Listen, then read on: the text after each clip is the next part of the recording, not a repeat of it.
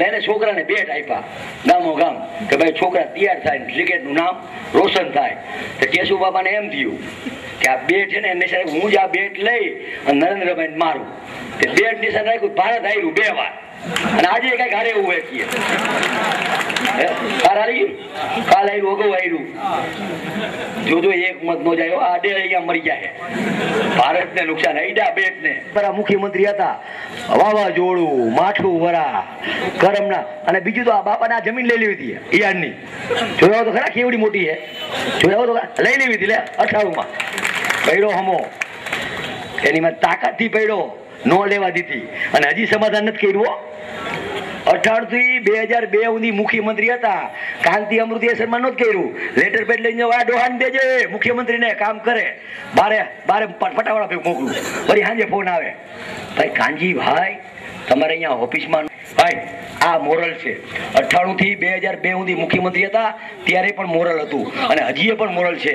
આજે વાંધો પડ્યો તો 2-3 કામ માટે આ શું તમારે નરેન્દ્રભાઈ પાડી દેવા.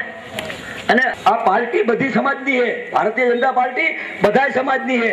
પાટીદારને તમારે બદનામ કરવાય, પાટીદાર નરેન્દ્રભાઈ પડખે છે, કોઈ નહીં રોકી શકે. કારણ કે પાટીદાર શું કામ છે? નરેન્દ્રભાઈએ ખેડૂતનું હિત કર્યું છે. નર્મદાનું પાણી નરેન્દ્રભાઈ લાવ્યા છે. નર્મદાનું પાણી મચ્છુમાં નરેન્દ્રભાઈ નાખવાના છે. નરેન્દ્રભાઈએ 10,000 કરોડની યોજના લાવ્યા. શું હિત કર્યું? અને આવા બાહોશ માણા હોય, ગુજરાતનું હિત જોતા હોય અને એને તમારે નુકસાન કરવા માટે તમે તમારા સ્વાર્થ માટે પક્ષ રચો.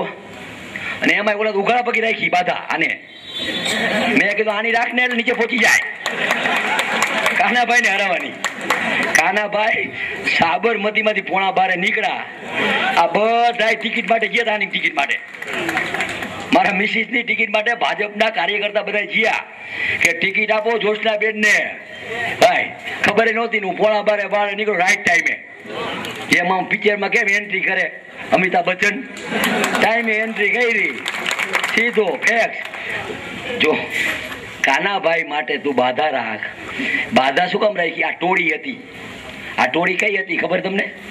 આજ મારે કેવું છે, આ ટોળી 5-6 જણાની ટોળીએ આજથી 1.5 વર્ષ પહેલા આવી. ટોળી ધોકા લઈને જાય નથી બનાવી હપ્તા લેવા, કાં તો સનાળા ભાગે, કાં તો આમ ભાગે, કાં તો આમ ભારે. મેં કીધું વીખો. પછી ટોળી આવી નગરપાલિકામાં કે અમારી ટોળી ને તમે 5 ટિકિટ આપો. મેં તમારી ટોળી કેટલી? એ કે અમે 15 જણા. 15 માં 9 તો ચીટરિયા હો, પડાવવા સિવાય ધંધો નથી કરતા. મારે ટિકિટ દેવી છે, પાટીદારને દેવી છે, બધાને દેવી છે, વાણિયાને દેવી, બધાને દેવી, પણ ટોળીને આ ટોળી નથી દેવી. તો ત્યારે વળી હમો મીનું ચીટરી કઈ પાર્ટી. અર્જુનભાઈ એવા તાલીઓ મારો, અર્જુનભાઈ એવા મારો જોરદાર. આજે તો આજે આપણે સૌને વિકાસની વાત કરવાની. આપણે સૌને સાથે મળી અને મોરબીની અને માળિયા ટંકારા પડતીની જંગી બહુમતીથી આ બધા હીરાવાળા છે, જંગી બહુમતીથી આપણે એને વિજય બનાવવાના છે. જીતવી જોઈએ. મોરબી 4 સીટનો એક હબ છે. તો આપણે સૌએ સાથે મળી અને આવતા દિવસોમાં શિવસેનાના પ્રમુખ આપણે ભેગા. હા અપને વાલા બોમ્બે વાલા. હા મોરબી જિલ્લામાં રામ રાજ્ય જોઈએ. રામ પડખે હનુમાન ઉભા હોય, રામ રાજ્ય જોઈએ. મોરબીને વિકાસ કરવો છે. આજે ગ્રીન ચોકમાં તમે આવજો, 2-5 ડાભુરિયા હતા, એમાં ભાજપમાં આવીને ડાભુરી કાઢી મૂકો.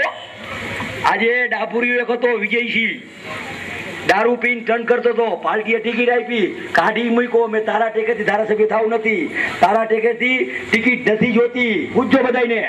અને આજે ચોકમાં સભા હોય, કાઢી મૂક્યો. બધો નાત રાખવી આપણે. ભાજપની નાત કેવી?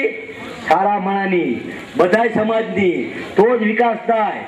મોરબીનો વિકાસ કરવો હોય તો શાંતિથી ધંધો કરો.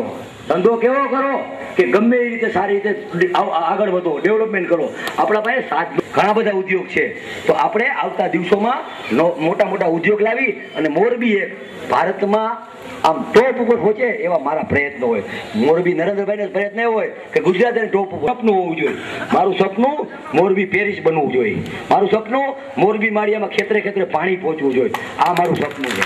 એમાં 18 કલાક મહેનત કરવી પડે તો કરશી, પણ મોરબીમાં યુનિયન નથી, હપ્તા સિસ્ટમ. હું જાહેરમાં કહું, કોઈએ 5,000 રૂપિયા માંગ્યા હોય ફોન કરીને લુખાય અને નો દે તો હું મારા દઈ દઉં. બોલો આવું કહીએ કોઈ?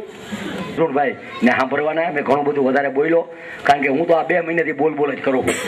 ચૂંટણી પહેલા ફોર્મ ભર્યા પહેલા 40-50 સભા લે નો જાય ગપ્પા પાર્ટીમાં બેટ વાળાને ન કાયમી ભારત હાલશો. આ કરમનો બુધિયાર છે 11માં આ ડોહો હાલ.